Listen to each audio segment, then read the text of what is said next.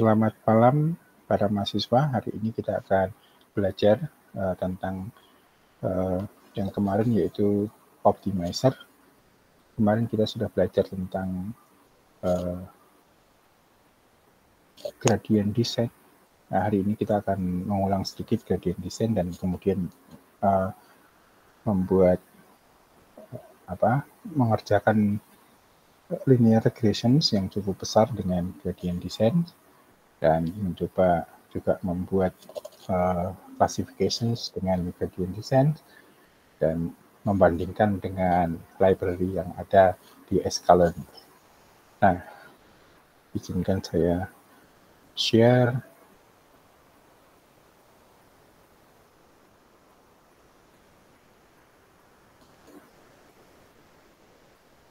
Oke, ini yang kemarin yang sudah kita buat.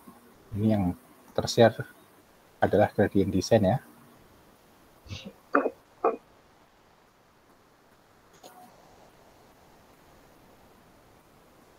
Oke.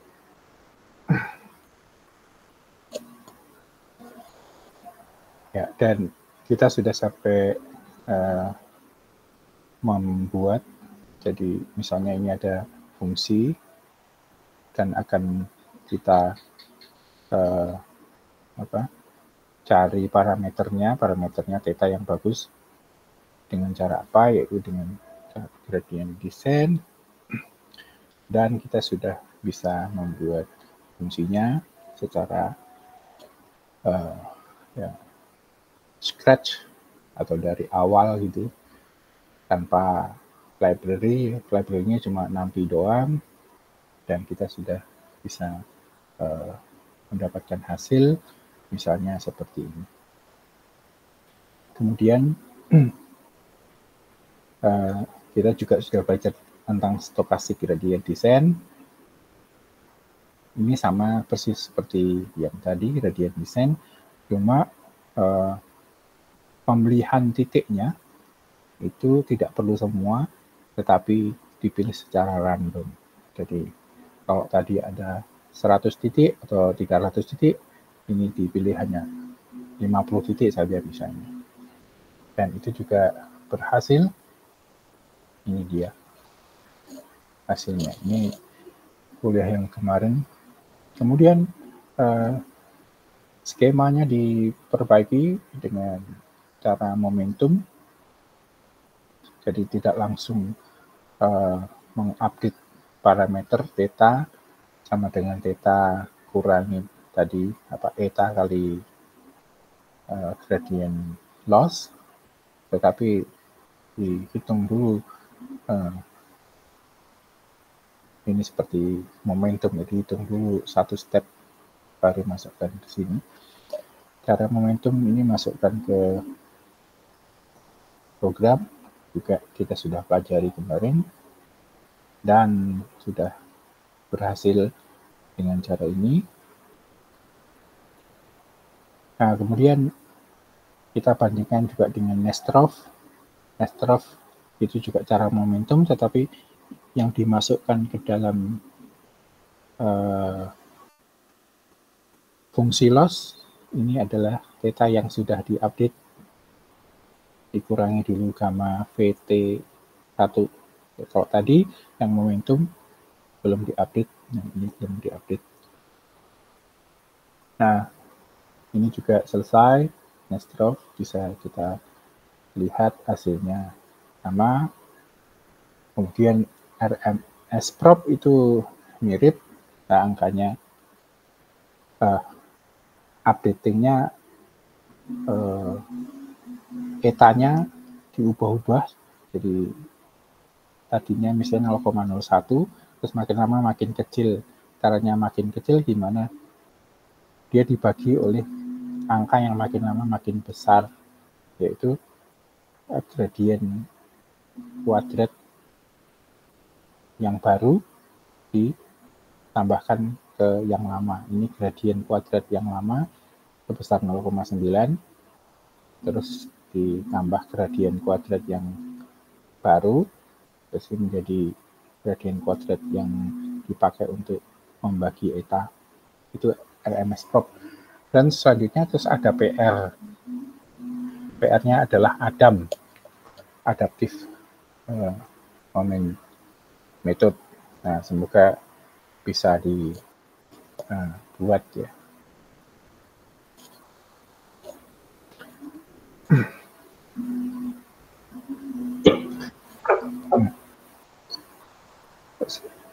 Yang ADAM saya serahkan sebagai PR.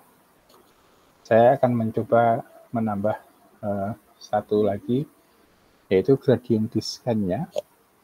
Itu bagaimana untuk regresi linear, tetapi X-nya jadi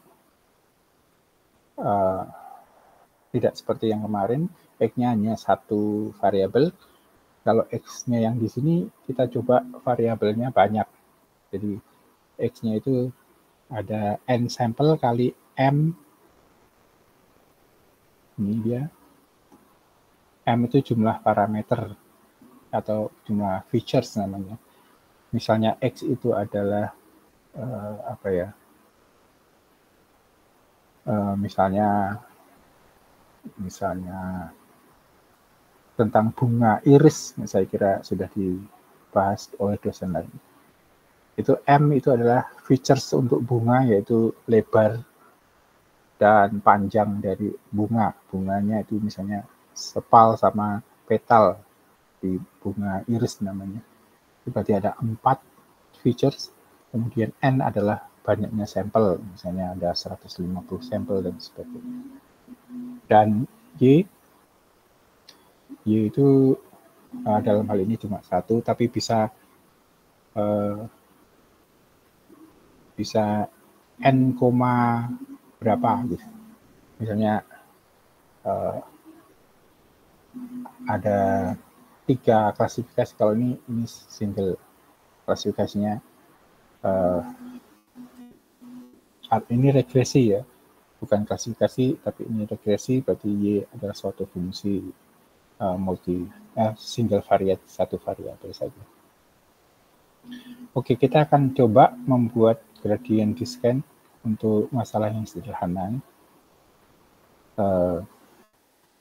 Kita pakai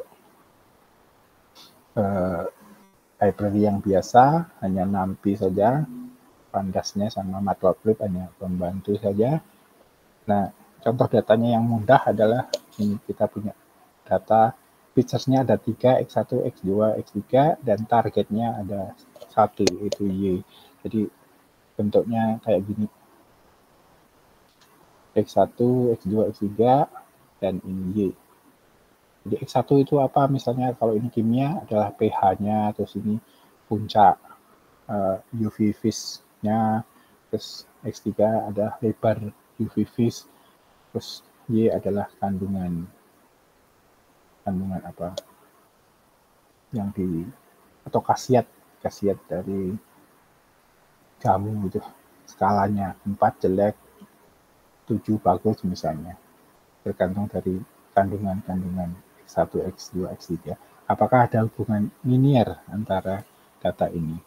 Nah, berarti sekali lagi kita akan mencari A dan B itu kan, karena A dan B itu munculnya dari ini model linear. Sehingga selalu pasti ada fungsi loss. Fungsi loss-nya sederhana, yaitu jumlah dari error masing-masing dikuadratkan, terus dijumlah ya, terus kali setengah ini opsional, terus diturunkan, ya, turunannya seperti ini. Jadi kuncinya mengerti loss function dan bisa menurunkan. Kemudian baru masukkan ke rooms. Jadi fungsinya apa? Tadi fungsinya adalah X kali A, tapi matrik ya, matrik A kali vektor, matrik X kali vektor A ditambah B, itu sama dengan J, jadi ini J-nya. Kemudian loss-nya, kayak tadi, loss-nya adalah ini, Berarti sum dari Y minus Y hat adalah fungsi modelnya. Sum dari error kuadrat dibagi 2 bagi N. Nah, ini boleh dibagi N ya. Ini belum saya beri N 1/2 N gitu. Ada N-nya semua, dibagi N semua supaya tidak terlalu besar angkanya. Kemudian baru menurunkan turunannya sederhana ya. Jadi kita tulis dulu errornya. Ini error Y minus Y hat I adalah error ini Y minus Y hat terus dibagi N. Nah, terus turunannya ada yang dot, operasi dot ini jumlah error kali XI itu kan dot, ini operasi dot metrik ya. Jadi tidak pakai sum lagi karena ini sudah mengandung sum di dalamnya. Ya, ini turunannya. Nah, kita buat X dan Y-nya dari situ. X-nya ada angkanya, Y-nya ada angkanya. Dan kita tes dulu fungsinya jalan enggak. Ada X, kemudian ada parameter A1, A2, A3, terus ada B. Ini angkanya bebas. Yang penting angkanya keluar dulu. Ini muncul fungsinya. Terus loss-nya juga muncul. Terus turunannya juga sudah bisa muncul. Jadi pertama kali tes yang sangat sederhana. Nah, kemudian kita kembali ke gradient descent yang kemarin kita copy paste ke sini. Jadi ada parameter, saya tulis langsung A dan B atau par gitu, tidak masalah. Terus ada eta, ada X dan Y-nya adalah data, dan A, B adalah sesuatu yang harus kita cari. Terus kita nyarinya secara iterasi sampai epoch tertentu. Nah, ini bisa dikembangkan. Misalnya loss function-nya sudah ini stabil, sudah mengecil kemudian stabil, tidak bisa sangat mengecil lagi, dia harus bisa stop sendiri gitu misalnya. Jadi bisa membuat istilahnya early stopping di dalam sini. Nanti muncul istilah early stopping di neural network ya. Jadi ini bisa ditaruh di sini juga gitu. Tapi sekarang kita pakai gradient descent yang mudah saja, yang kemarin kita sudah bahas. Bisakah kita run yang tadi itu? Nah, kita bisa pertama kali A-nya kan ada A1, A2, A3, ini pilih bebas, 0 juga boleh, bukan 0 juga nggak apa-apa. Biasanya startnya yang mudah adalah 0, tidak masalah. Di A dan B dipilih bebas, kemudian eta juga ada. Etanya bisa besar, bisa kecil, tapi kalau besar, kemarin kita sudah belajar, hasilnya tidak stabil dan bahkan errornya makin besar. Kalau terlalu kecil, tidak selesai-selesai, sehingga epochnya harus diganti. Nah, ini epochnya ada 10.000, tapi saya ulang-ulang. Jadi, epochnya jadi 100.000 totalnya.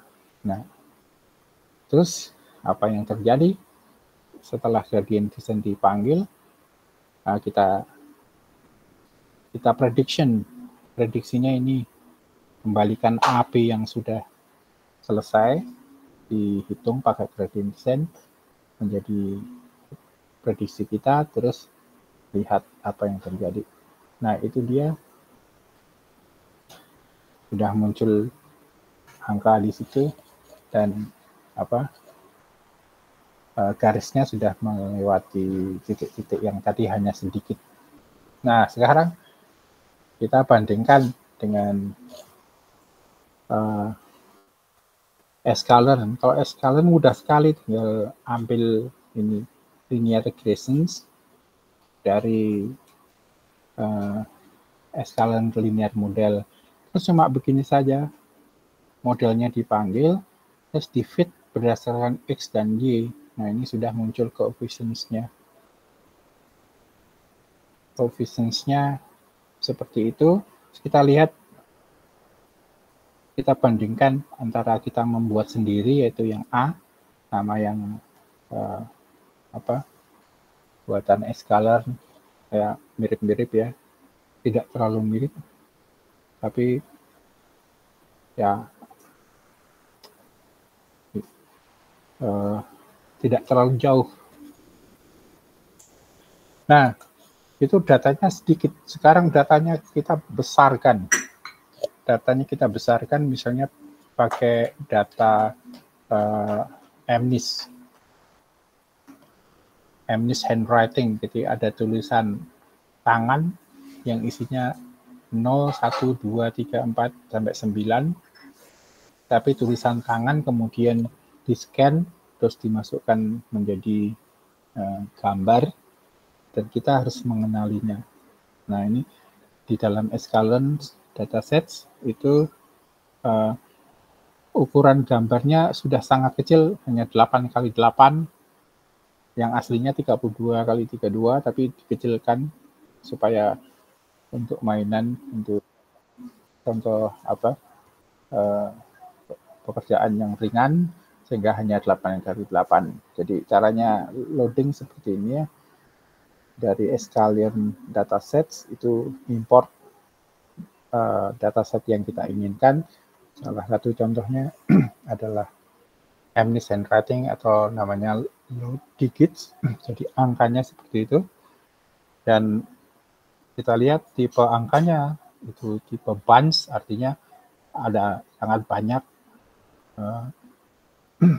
sangat banyak ini informasi di dalam angka. Jadi kalau mau tulis angka titik terus angka titik terus ini klik tab ya, terus tab.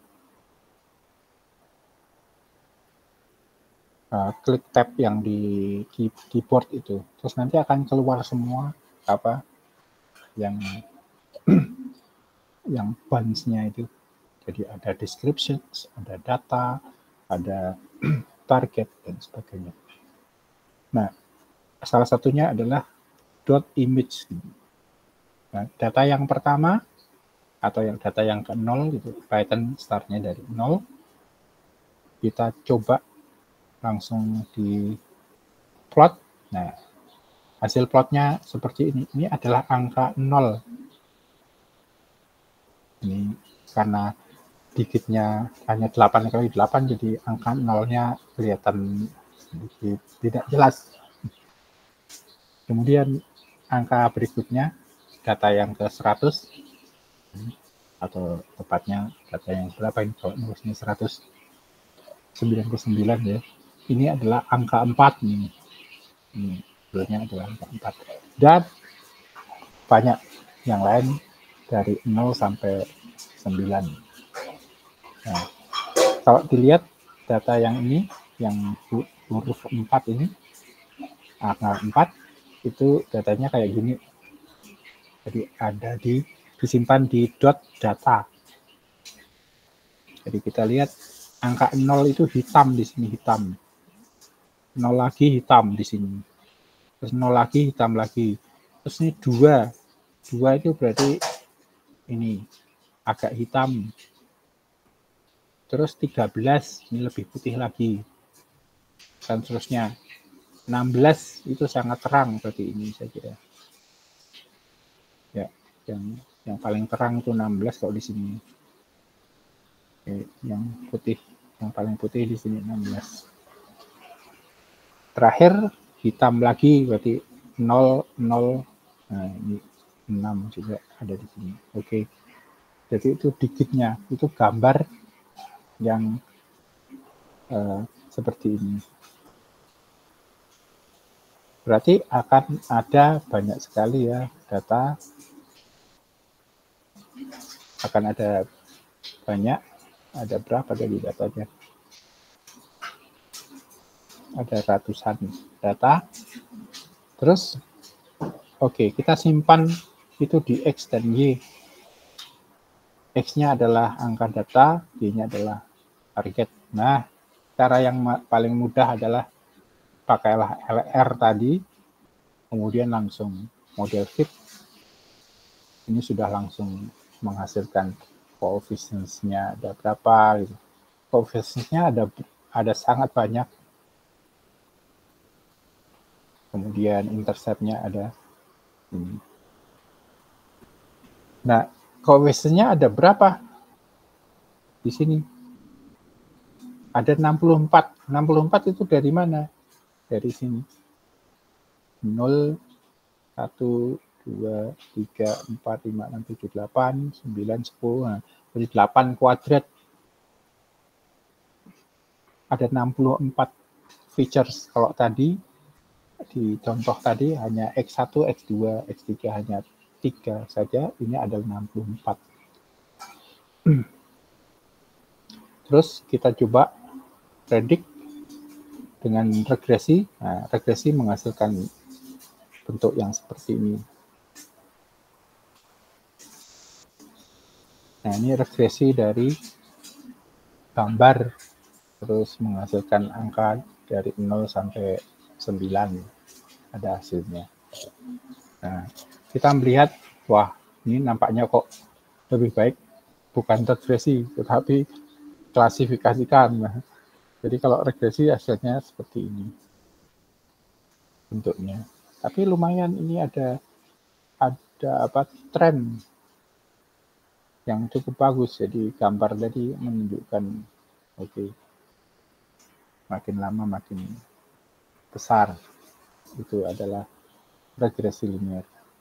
Nah, kita coba pakai gradient descent yang sudah kita tulis tadi. Terus A-nya ada 64 ya tadi. A-nya pertama kali 64 dan bebas angkanya seperti random. Terus B-nya juga bebas. Betanya begini. Terus run gradient descent yang kita buat sendiri yang di atas tadi ya. Ketemu juga. Nah, lihat nanti hasilnya bisa dibandingkan. Nah, artinya gradient descent bisa untuk ini juga gitu ya.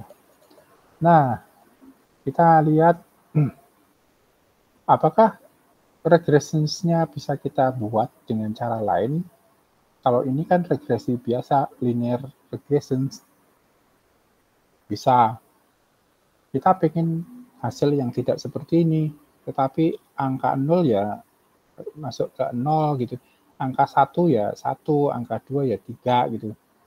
Tidak berantakan kayak gini. Nah, itu masuk ke metode yang disebut sebagai classifications. Atau dalam hal ini kita sebut sebagai softmax regressions. Softmax regressions tidak seperti linear regressions, tapi fungsinya tidak linear, tetapi memakai fungsi yang disebut sebagai softmax seperti ini. Ini adalah softmax dari suatu variabel z. Z-nya ada banyak, Z1, Z2, Z3. Jadi untuk Z1, F Z1 adalah eksponensial Z1 dibagi semua eksponensial Z1 sampai 100 misalnya, sampai semua yang ada. Nah, Z-nya apa gitu? Ini kalau pakai NumPy bisa seperti ini caranya. Jadi eksponen Z-nya itu kita tulis dulu, terus dibagi sum dari semuanya, caranya seperti ini. Nah, Z-nya itu berasal dari mana? Berasal dari tadi AX plus B. Bisa seperti itu. Jadi kalau dilihat fungsi softmax itu gambarnya kayak gini ya. Oke. Nah, set bisa apa saja. Dalam hal ini adalah tadi set mirip dengan Y. Y tadi adalah AX plus B. Ini juga AX plus B, tetapi B-nya dimasukkan menjadi theta 0. Jadi X-nya mengandung 1 semua. Di sini kita tambahi X 1 semua. Nah, tadi aslinya kan cuma X1, X2, dan X3. Nggak ada X0. Sekarang ditambah X0 yang isinya 1 semua. Dan itu akan dikalikan sama B, sehingga fungsi Y-nya atau set di sini, itu tidak ada B-nya di sini. Harusnya X, A kali B. Tapi A dan B-nya sudah masuk ke dalam theta semua. Akhirnya datanya kira-kira kayak gini. Yang dikalikan B adalah X0, yang dikalikan A1 atau theta 1 adalah X1, yang dikalikan A2 adalah X2, yang dikalikan X3 adalah A3. Nah, tapi sudah dimasukkan ke dalam softmax duluan. Nah, sekarang kita lihat Y-nya bagaimana. Y-nya misalnya aslinya 021102 gitu. Ini harus dijadikan namanya one hot system. Jadi 0 itu nulisnya adalah ini 100. Jadi saya tulis seperti ini supaya kelihatan. Nah, ini dia. 0 adalah 100, sedangkan 2 adalah 001. Jadi yang terisi itu mana? Y0. Kalau Y0 terisi berarti kelas 0. Kalau Y1 yang terisi berarti kelas 1. Kalau Y2 yang terisi berarti kelas 2. Nah, ini namanya one hot encode ya. One hot encode caranya membuat seperti ini ya. Jadi Y-nya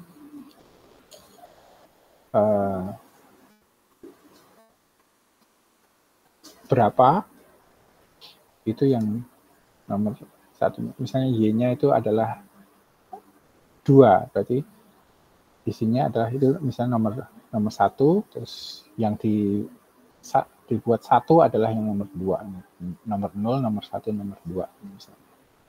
Jadi one hot encode itu akan menghasilkan kayak gini, dan data aslinya sebenarnya kayak gini Y-nya. Nah, itu untuk apa? Untuk mengklasifikasikan yang seperti ini. Ini regresi linear biasa tidak bisa menyerap yang ini harusnya angka 0 gitu. Terus ini harusnya angka 1. Susah. Pakai regresi linear biasa, berarti perlu classifications. Dan caranya, starting point-nya, X-nya mengandung 1 supaya mudah. Kemudian Y-nya dibuat one encode. Nah, kemudian fungsi loss-nya yang dipakai beda lagi. Nah, ini rumusnya panjang, jadi nanti masuk ke sini saya tulis semua. Ini klik saja.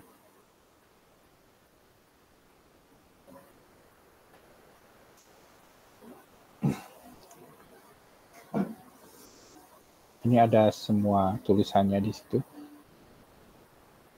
Bisa diikutin. Ini contohnya ada, tapi matematikanya tidak menyenangkan untuk dibaca. Apalagi kalau Mas dan Mbak dulu bukan orang matematik, ini pasti pusing ini. Jadi tidak saya tulis semua.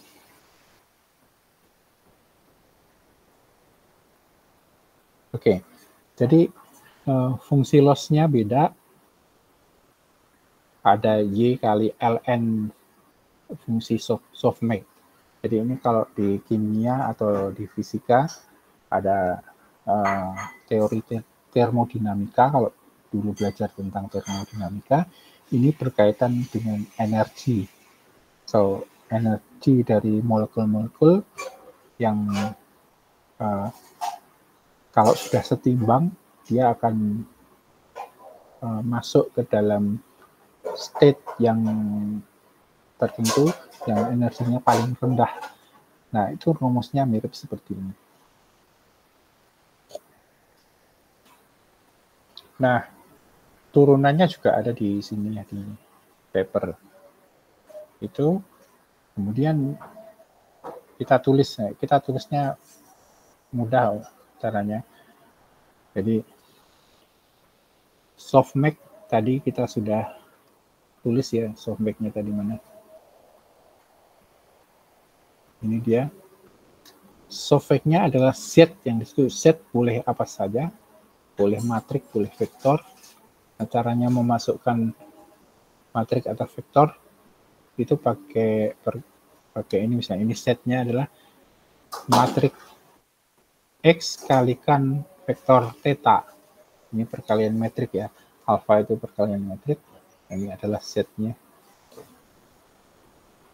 Terus J-nya tadi sum Y kali ln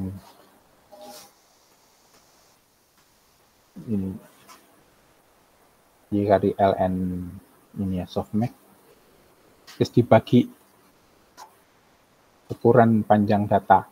Nah, kemudian di dalam teori tadi di sini itu ada regular termnya. Jadi tidak sampai sini doang, tetapi ada bagian regulasi supaya turunnya ini loss lebih smooth. Nah, kemudian masuklah ke dalam gradient descent. Gradient descent itu mirip, pokoknya kita mencari theta yang baru. Ini theta yang baru adalah theta yang lama dikurangi alfa, atau tadi ini eta ya, kalau di atas ini jadi alfa, terus kalikan gradient. Gradiennya adalah ini, rumusnya sederhana juga, ditambah regular termnya. Oke.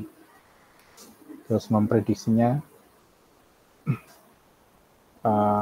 hitunglah softmax-nya dulu, kemudian mencari tempat di mana yang probabilitasnya paling tinggi. Ya. Kemudian angka parameter A sama B, atau di sini A semua atau theta itu 0 semua kalau dari sini. Oke.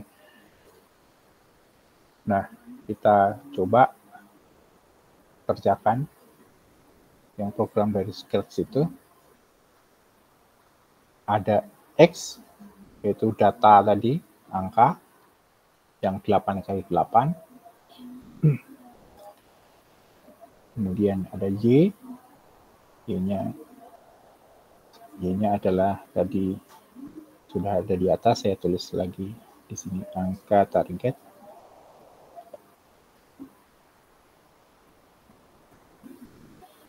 Ya.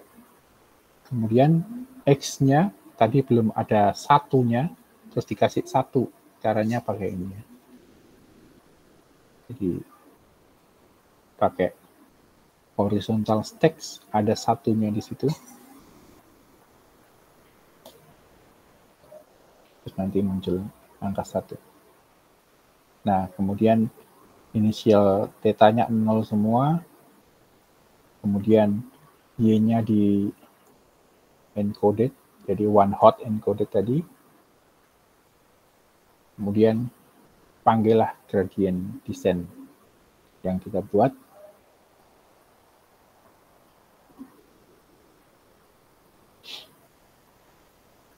Ini terlalu ke kanan, ada ke sini saja.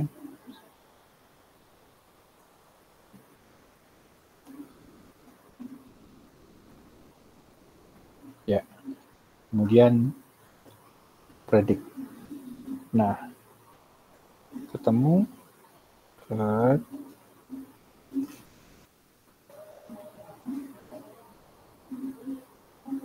kalau diplot sudah sesuai dengan harapan kita, angkanya masuk hampir semua.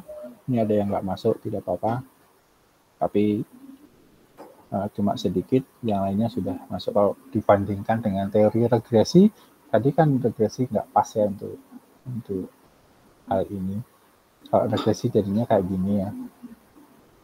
Tetapi kalau classifications itu sedikit beda, tapi caranya sama, pakai gradient descent juga bisa terselesaikan, ketemunya gini. Tapi prediksinya sudah pas. Nah, terus tadi ada history dari cost, jadi dari besar kemudian mengecil. Nah, ide ini nanti akan muncul kembali di neural network, disuruh menggambar history dan sebagainya.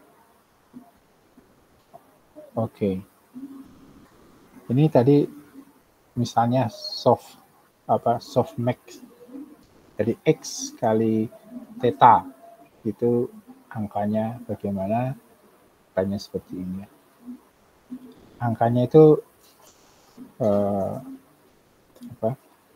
real. Terus kenapa ini menjadi angka 4? Ini kan yang nomor 100, sampel nomor 100 tadi adalah angka 4. Coba kita cek di atas yang ada gambarnya. Nah, ini dia. Ya, angka 100, sampel yang nomor 100 itu angka 4. Dan hasil perhitungan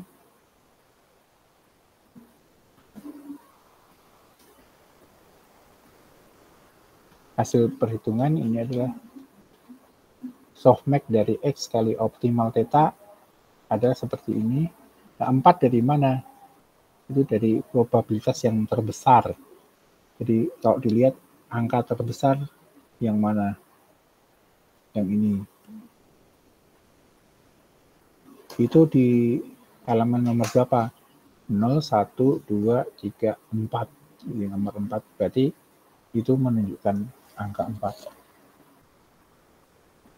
Nah, daripada susah-susah, bisakah kita pakai cara yang sudah ada? Ya bisa.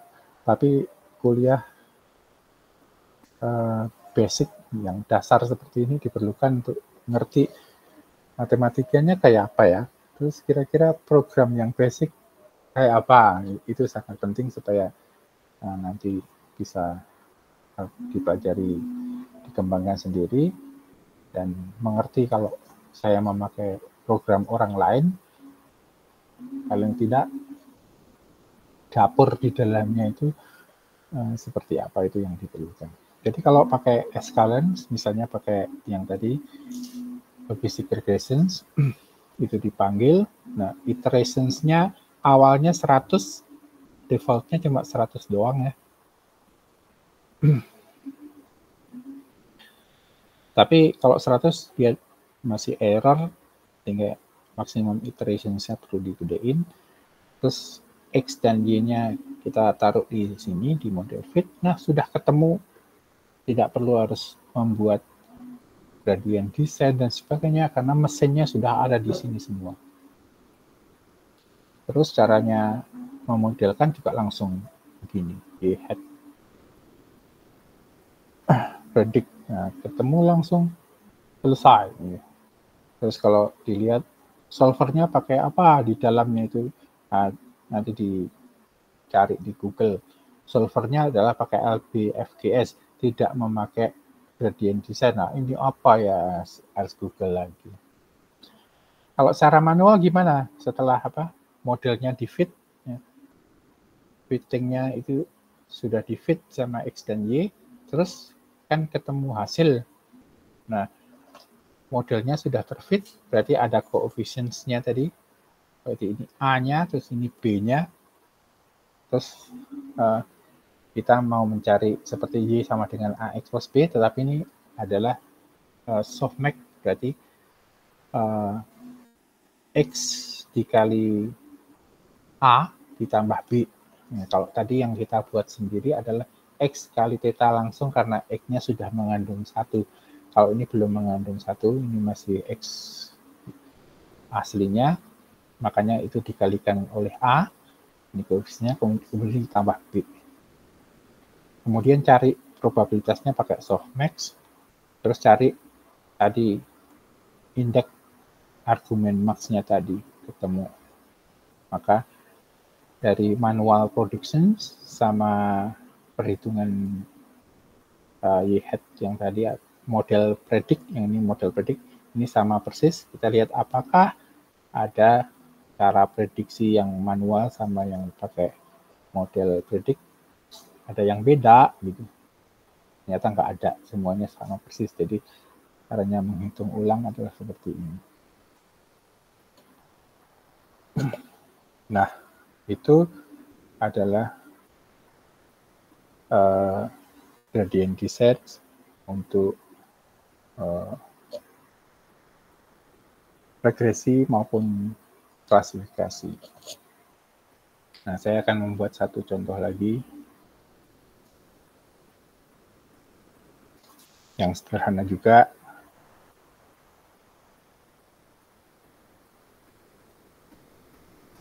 Tapi sebelum sampai situ ada pertanyaan kah?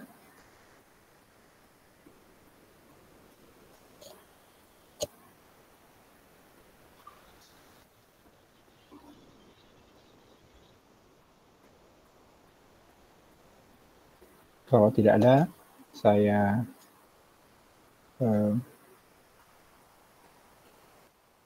teruskan. Pak, saya izin tanya boleh Pak? Oke, Pak Julius.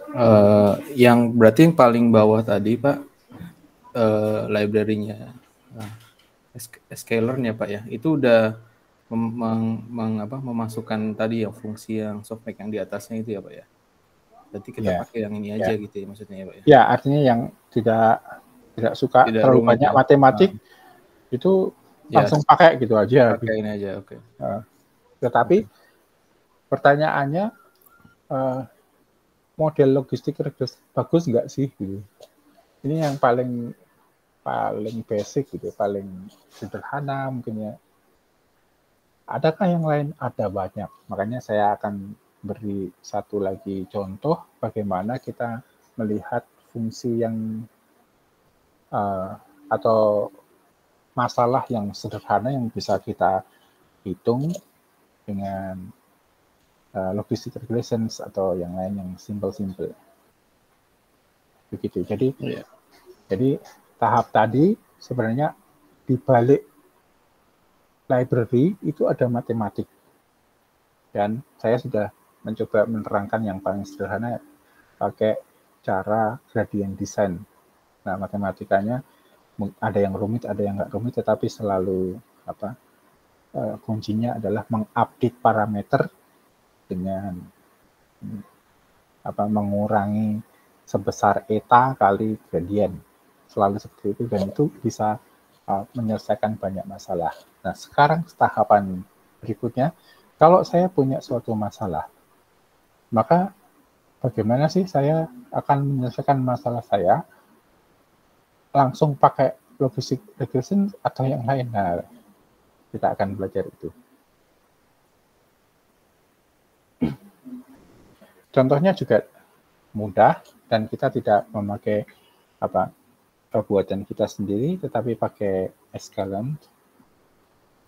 Nah, tahapannya akan selalu sama, yaitu mengimport library, kemudian loading data, kemudian pre-process atau processing data awal atau statistik awal dan sebagainya. Kemudian baru kerja, itu splitting data, kemudian panggil library-nya, kemudian fit, kemudian predict, kemudian hitung metriknya, metrik tentang akurasi dan lain sebagainya. Itu selalu seperti ini, walaupun library-nya beda-beda banget. Nah, kita akan coba satu contoh. Kita import library yang biasa, ada NumPy, ada Pandas, Matplotlib. Terus saya kasih satu lagi Seaborn untuk melihat data secara statistik lebih baik gitu. Nah, kemudian nanti secara matematik untuk klasifikasi kita memakai logistic regressions, kemudian memisah data pakai trend test split, kemudian untuk menghitung matriksnya ada beberapa confusion metric dan accuracy score, dan kalau perlu classifications report, dan ada beberapa yang lain. Itu library-nya. Kemudian kita load data yang mudah dulu, yaitu iris data. Ini termasuk data,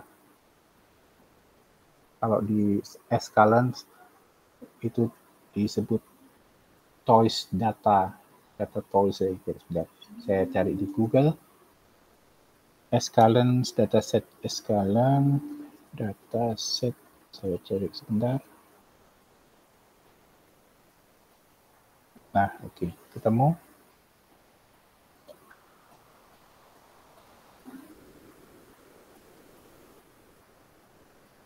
Toy dataset itu ini, ada iris, ada diabetes, ada digits, ini yang tadi kita bahas. Ada apa nih caranya ngomong Lenderbook apa, nggak tahu caranya apa baca. Terus wine, ada breast cancer, kalian coba sendiri saja. Ini ada yang classifications, ada yang regressions ya. Itu adalah yang data toy, artinya mainan, artinya itu kecil gitu, datanya kecil. Apakah ada data yang lebih gede? Ada, ini namanya real words datasets yang bisa untuk belajar. Real words ada banyak ya, dan ribet banget ini, tapi kalian perlu belajar ini. Nah, kita kembali ke data, ke Jupyter lagi. Kita pakai data yang pertama dari toy datasets, yaitu iris.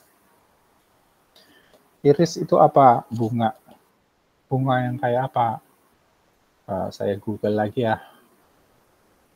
Iris flower.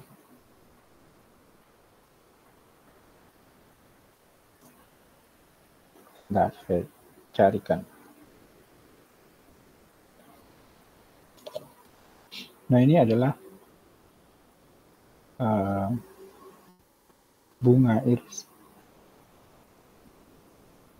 Itu lihat ada sepal, ada petal gitu. Kelihatan ya. Sepal yang gede, petal yang kecil, dan sepal itu punya panjang, punya lebar, punya panjang. Petal juga punya panjang, punya lebar. Nah, mereka mencatat itu, mencatat panjang lebar dari sepal dan petal, kemudian diapakan? Ya, kemudian ini dimasukkan ke dalam spesiesnya. Ini iris setosa, ini iris versicolor sama virginica, yang panjang sepal sama petalnya berbeda-beda. Nah, terus masalahnya adalah kalau kita pengen tahu spesiesnya apa, bisakah kita hanya membandingkan panjang lebar sepal dan petalnya? Nah, itu pertanyaannya. Dan jawabannya bisa saja. Caranya bagaimana? Caranya begini. Pertama kali loadlah data iris tadi, terus kita lihat bahwa iris itu juga tipenya adalah bunch, berarti berbagai macam fungsi informasi ada di situ. Misalnya iris titik DSCR descriptions, itu ini ada deskripsi singkat apakah iris itu gitu. Iris itu ada mempunyai atribut atau feature 4 numerik, apa sepal length, sepal width, dan sebagainya, dan seterusnya. Ini bisa dibaca. Lebih enak baca di sini. Features name-nya, jadi kalau dibuat Excel, ini kolom-kolomnya namanya apa. Jadi spal length, spal width, petal length, petal width. Jadi ada 4 indikator untuk membedakan spesies, dia itu Sentosa, versicolor, atau virginica. Jadi ini adalah spesiesnya dan data untuk menunjukkan spesiesnya itu apa hanya dengan 4 variabel. Nah, kita proses datanya dulu. Pertama kali kita masukkan ke dalam data frame supaya mudah, yaitu buatlah data tadi yang ada 4 kolom, itu sesuai dengan features name-nya, kemudian kelasnya atau Y-nya dengan iris targetnya, terus kita kasih nama spesies, karena kelasnya itu masih angka, terus kita buat nama spesiesnya dengan nama sesungguhnya. Terus itu yang terjadi.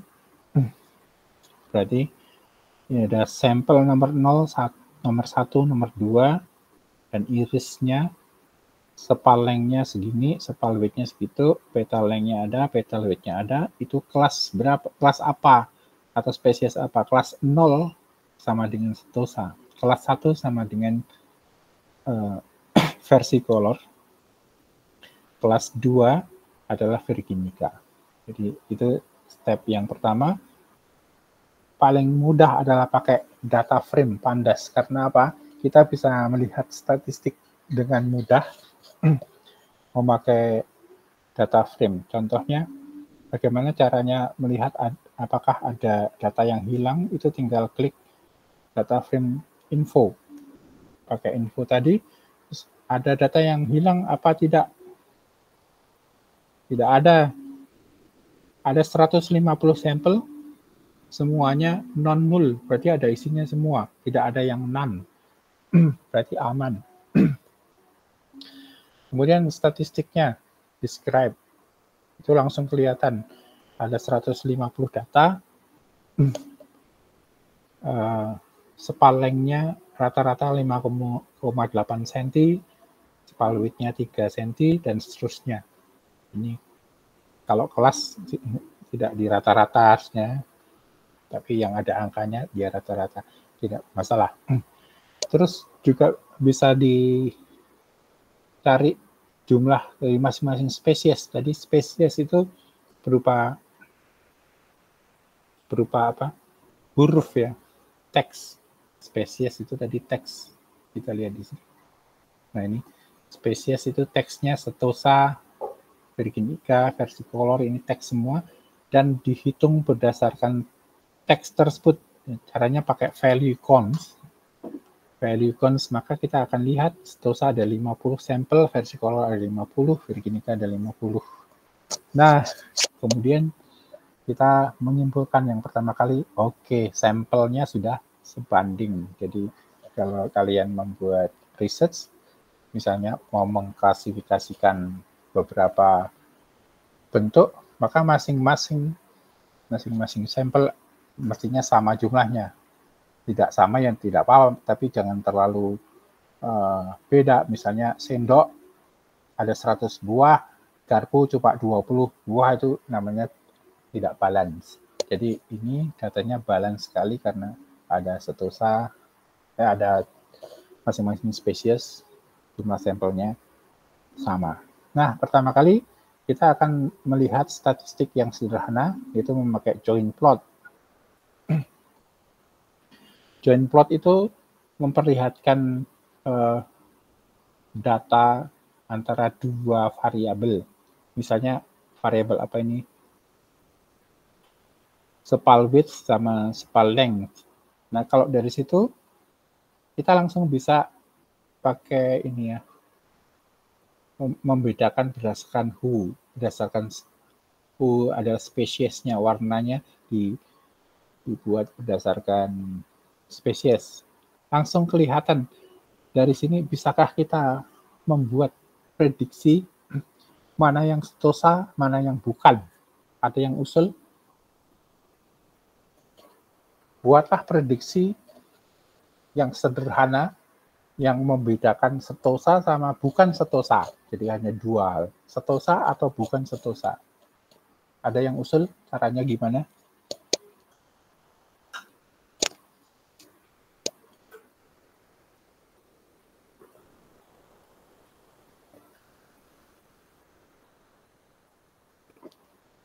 Nah, kalau di sini kelihatan sangat mudah. Kalau kita bisa menarik garis di sini, di antara biru sama orange sama green, itu sudah terpisahkan. Antara biru yaitu setosa sama yang lain. Jadi kalau melihat data ini, mungkin bisa pakai clustering saja, clustering yang sederhana ini bisa nih. Oke, kalau dilihat dari yang lain, join plot yang lain, apa ini? Antara petal width sama petal length, ini malah lebih mudah lagi ini. Jadi petal width sama petal length untuk setosa ini kecil semua. Yang lainnya lebih besar. Jadi kalau kira-kira 2 cm, 2 cm ini panjangnya kurang dari 2 cm untuk petalnya, langsung aja itu setosa. Jadi cara melihat data kalau dari sini sangat mudah. Itu pakai join plot ya. Nah, yang ini juga bisa. Jadi petal width sama sepal width, ini garis yang memisahkan antara biru sama yang lainnya mudah. Tapi memisahkan antara orange dan hijau itu cukup sulit. Jadi kalau pertanyaannya bagaimana memisahkan tiga itu, nah jadi perlu model atau library yang pas. Nah, bagaimana dengan pair plot? Kalau tadi kan join plot antara dua variabel, sekarang daripada satu-satu, pakailah pair plot aja, bisa semua kita masukkan. Tapi kalau variabelnya banyak sekali, nanti laptopnya hang. Jadi tetap saja variabel untuk X dan Y, X var sama Y var-nya itu tidak perlu semua, tapi features name-nya dipilih 2 atau 3 saja. Ini kebetulan hanya 4, jadi saya tulis semuanya, 4-4-nya. Nah, kita bisa lihat dari sini,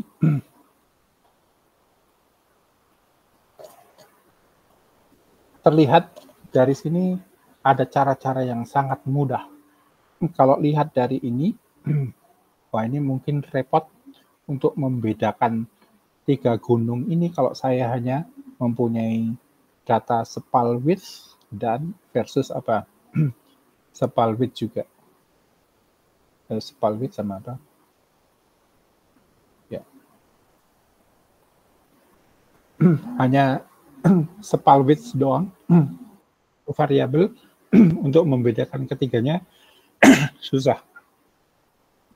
Tapi kalau saya punya petal length, walaupun hanya 1, di sini sudah bisa membedakan antara siapa setosa dengan yang 2 yang lain. Tetapi yang 2 yang lain, Virginica sama versicolor, tidak bisa dibedakan dengan mudah. Jadi yang di bagian tengah ini tidak bisa terbedakan, tapi yang pinggir-pinggir bisa dibedakan. Jadi tanpa matematik pun kita bisa langsung cut aja yang ini apa, yang sebelah kanan apa, tapi yang tengah nggak bisa, susah itu. Nah, jadi awalnya dengan melihat pair plot akan kelihatan sebenarnya cara analisis yang paling mudah untuk membedakan itu. Boxplot juga bisa dipakai. Boxplot bisa digambarkan misalnya menurut spesiesnya. Spesiesnya itu di teks ya. Jadi ini boxplot sudah langsung setosanya bagaimana, versicolornya bagaimana, Virginica bagaimana. Berdasarkan Y-nya apa, spal length, ini terbedakan apa tidak. Ini agak terbedakan, tapi tidak terlalu jelas. Terus kita plot aja semua. Caranya bagaimana? Pakai subplot. Ini ya, matplotlib-nya pakai subplot 2 baris kali 2 kolom. Ini nomor 0, nomor 1, nomor 2, nomor 3. Caranya gitu.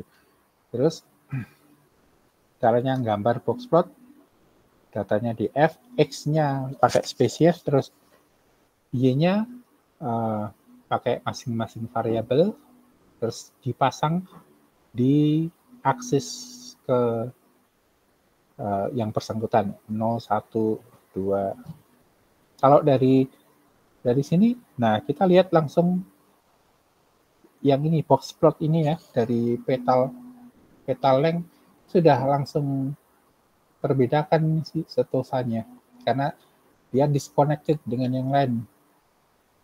Kalau yang ini antara versi color sama Virginica masih overlap. Strip plot. Strip plot itu kalau mau ini plotting seperti pita seperti itu namanya strip plot. Supaya jelas di kita tambahkan saja box plot sama strip plot bareng. Nah ini dia supaya kelihatan. Ini salah satu contohnya. Jadi box plot itu akan memperlihatkan data-data yang tersebar seperti ini. Nah, contohnya yang merah ini box-nya ada di tengah di sini, tapi di sini ada outlier ya. Outliernya nampak di sini ya, 1. Ini juga ada outlier 1 di sini. Nah, itu antara strip plot sama box plot itu akan sangat mudah untuk memperlihatkan satu spesies dengan spesies yang lain itu beda banget apa enggak. Ini Stosa kan beda banget ini, katanya cuma di sini doang, tidak connected sama yang lain. Kalau ini masih connected ini. Violin plot. Nah, ini violin plot bagian bentuk violinnya itu more or less mengikuti yang disebut sebagai KDE atau kernel density estimations tadi di bagian awal, yaitu join plot. Nah, ini dia bentuk-bentuk kayak gini itu muncul ya. Ini disebut sebagai kernel density functions di join plot tadi ada. Nah, ini dia. Ini seperti ini. Ini kalau dibuat violin plot maka akan muncul langsung seperti ini. Jadi bagaimana data itu terdistribusi di situ akan muncul dengan mudah. Tapi kalau itu tidak mudah, kasih strip plot juga di situ. Strip plot sama violin plot digabung jadi 1. Tapi strip plot itu lebih cocok untuk box plot. Strip plot punya teman yang namanya swarm plot. Swarm plot kalau digabung dengan violin plot, dia akan menghasilkan distribusi data yang sangat jelas. Nah, ini seperti ini. Jadi datanya kayak gini. Coba lihat yang tadi. Yang petal length itu distribusinya kayak gini. Ini langsung kelihatan ada daun yang beda sendiri. Kalau ini daun yang kedua dan ketiga, overlapping ketinggiannya. Jadi tahapan awal adalah melihat ini semua. Ini ternyata datanya tidak terlalu rumit dan nampaknya pakai cara klasik. Bisa, tidak harus pakai deep learning yang pusing, tetapi cara biasa pakai logistic regression bisa. Kalian bisa nanti pakai yang lain seperti SVM atau support vector mesin dan sebagainya, hasilnya akan beda. Nah, tahapan berikutnya adalah selalu splitting antara train dan test. Caranya splitting bisa pakai ini, library dari scalars. Terus kita tahu tadi X-nya dari iris data, Y-nya dari iris target. Terus itu kita split. Caranya splitting seperti ini, train test split dengan test size 33%, dengan random state terserah. Angka 55 tidak ada artinya bagi kalian, bagi saya itu adalah usiaku. Umurku sekarang sudah tua, 55 tahun. Kenapa perlu random state di sini? Supaya kalau saya ulang lagi, ya posisinya sama walaupun itu random, tapi cara memilih dari 150 data, cara milihnya secara random, entah nomor 2 dulu, kemudian nomor 10, dan sebagainya, itu nanti akan selalu sama kalau starting random state-nya diberi. Nah, kita lihat ukurannya berapa, trainnya 100 sampel, tesnya 50 sampel. Baik, begitu juga untuk Y. 100 untuk training, 50 untuk testing. Nah, kemudian kita men-training data yang pertama kali hanya dari training saja. Ini cara yang tadi pakai scalar aja, pakai logistic regressions atau kita singkat log R gitu. Kita panggil log R-nya, terus maximum iterations-nya kita set. Default-nya 100, tapi mungkin tidak cukup, harus digedein. Terus modelnya di-fit, kemudian prediksinya dari ini, model predict. Nah, ini selalu ada tiga ini saja. Panggil model sama dengan library, kemudian model fit, kemudian model predict. Cuma 3 baris. Jadi yang tadi pusing-pusing membuat sendiri, sudah nggak usah. Itu untuk mengerti saja, ada teorinya. Atau bisa untuk paper yang misalnya pengen tampil beda gitu, dalamnya tidak pakai caranya yang sudah ada, tapi cara sendiri. Itu baru matematikanya muncul. Tetapi kalau di sini kuncinya hanya 3 ini doang, selesai persoalannya sudah. Nah, kemudian kita plot, nah sudah menghasilkan garis lurus, kecuali ini satu itu mana ya. Nah, biasanya kita pakai confusion matrix untuk memperlihatkan apa ini. Mana yang salah? Yang salah adalah spesies yang kedua. Jadi yang bagian ini yang predictions, ini yang true. Atau dibuat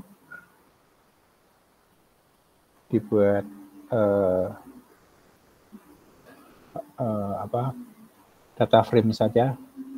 Confusion matrixnya dibuat data frames, terus diplot. Itu nanti langsung tahu begini. Akurasinya berapa dari tadi? Ini accuracy score Y-test sama Y-prep nanti muncul 96%. Terus ini adalah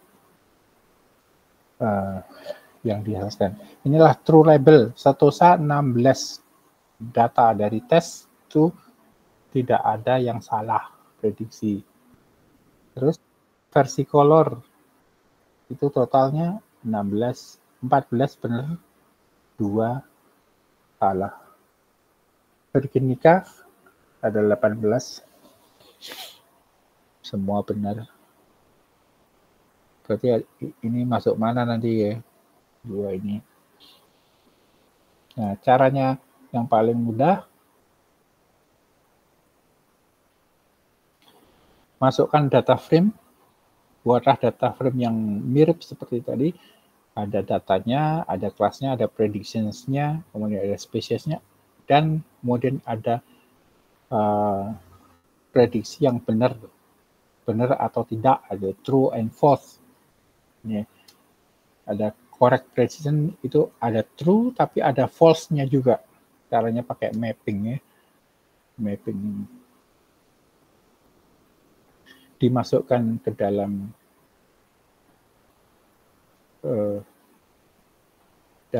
kolom yang terakhir, yaitu C itu check atau apa gitu ya. Species ditambah true or false di sini. Nah, stosa ditambah true. Nah, true-nya itu boolean, kita ubah dulu menjadi string. Jadi stosa ditambah true adalah stosa true. Stosa tambah true adalah stosa true lagi. Ini Virginica tambah true adalah Virginica true, dan seterusnya.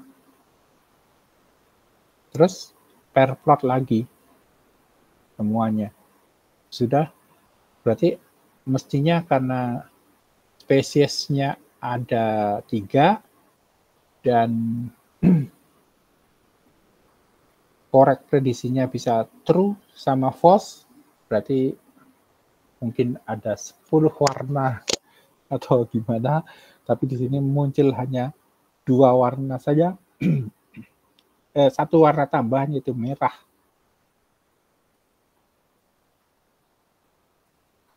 Apa ini? Nah, ini dia. Versi color yang false. Versi color false. Jadi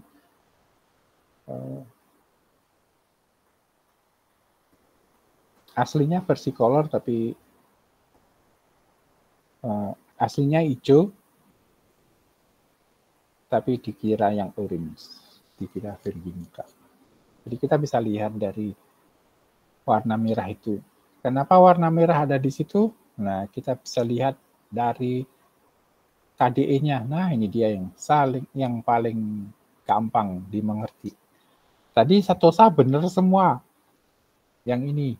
Tapi seperti yang saya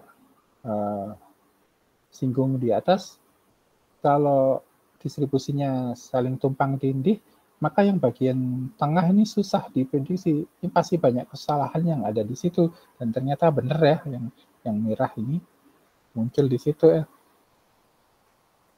Tuh, ini juga ya, kelihatan. Nah, ini juga kelihatan. Tuh, kelihatan. Jadi di tempat tertentu di mana distribusinya overlapping itu susah untuk membuat classification, sehingga kemungkinan kesalahan terjadi di situ dan harus diperbaiki caranya, dan kalian bisa mencari cara yang lain.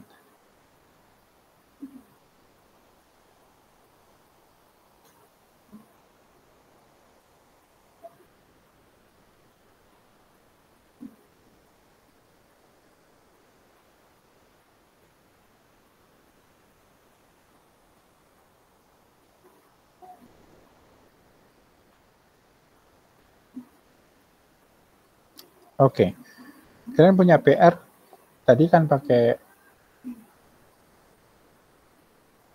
apa, logistik ya.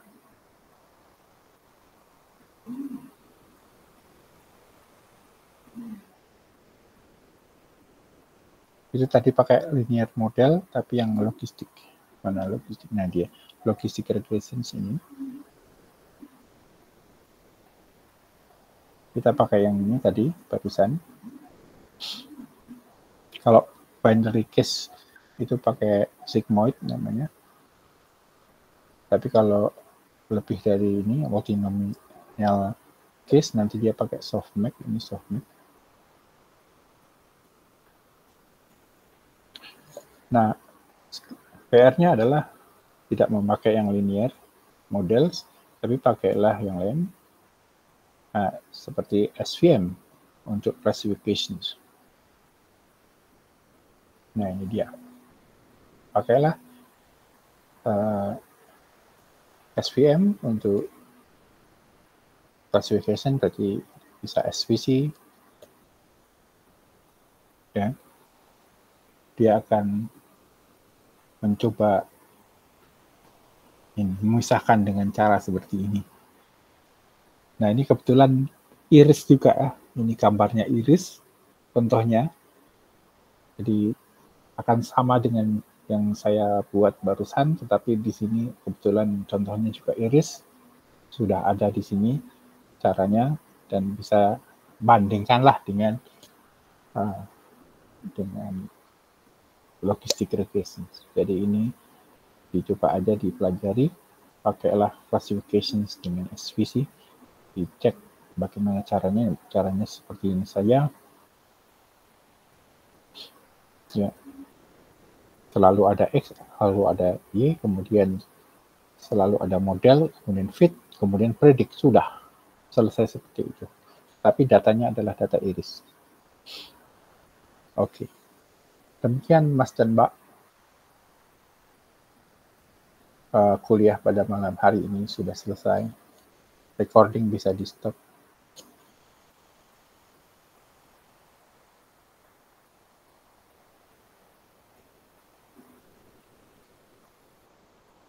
Ada pertanyaan kah? Jadi tugasnya ya itu cuma nyoba ya Pak, atau pakai datanya ngiris saja? Ya, di datanya pakai iris atau pakai yang toy, bisa pakai toy datasets. Jadi ini bisa untuk latihan. Kalian ambil salah satu data dari sklearns yang toy saja, kemudian pakailah SVM atau yang lain tidak apa-apa, tapi pakailah SVM seperti yang tadi saya mintakan, minimal itu. Yang lain-lain ada yang bisa dibuat. Begitu. Untuk code yang tadi dijelasin bisa apa nggak ya Pak? Untuk yang apa? Code tadi yang dijelasin. Aduh, suaranya Yosi susah mengerti. Di sini ada ditulis aja di codingnya Pak, coding yang di apa Jupiternya apakah di Oh ya, saya share aja. Saya share ke grup atau ke sini? Ke grup ininya aja, drive. Saya pasang di drive ya. Atau ke sini aja sebentar. Kalau ke sini gimana sih caranya?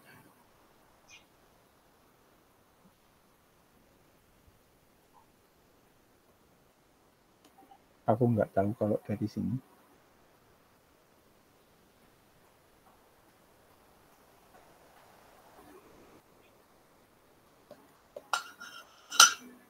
Oke. Saya kirim ke Google Drive. Alamatnya saya kirim ke grup ya. Ada yang lain?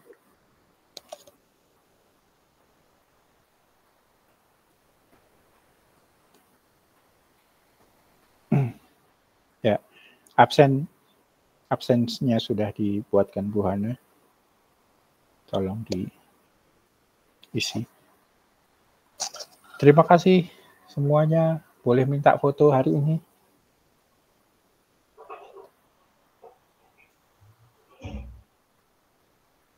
Open camera, please.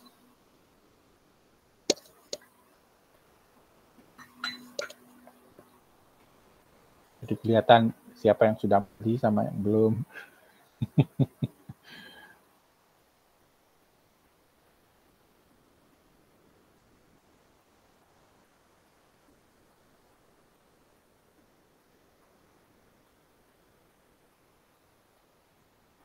Oke, thank you.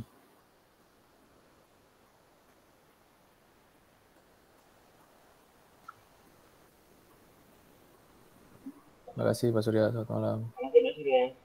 Terima kasih, sampai jumpa. Siapa ikut ke Wonosobo besok? PM. Cinta. Kita bikin apa? Bikin sensor-sensor untuk anak-anak SMP. Silahkan kalau mau ikut datang aja, bisa nginep juga di rumahku, ada di desa sana, lumayan besar untuk rombongan. Saya kira kalau mau gelar kasur bisa lah. Berangkat hari Kamis, Jumat pagi sudah di sana. Start untuk mulai membuat sensor dengan anak-anak. Oke, terima kasih. Selamat istirahat ya. Terima kasih banyak Pak Surya. Ya. Terima kasih Pak. Terima kasih Pak. Sehat selalu. Terima kasih.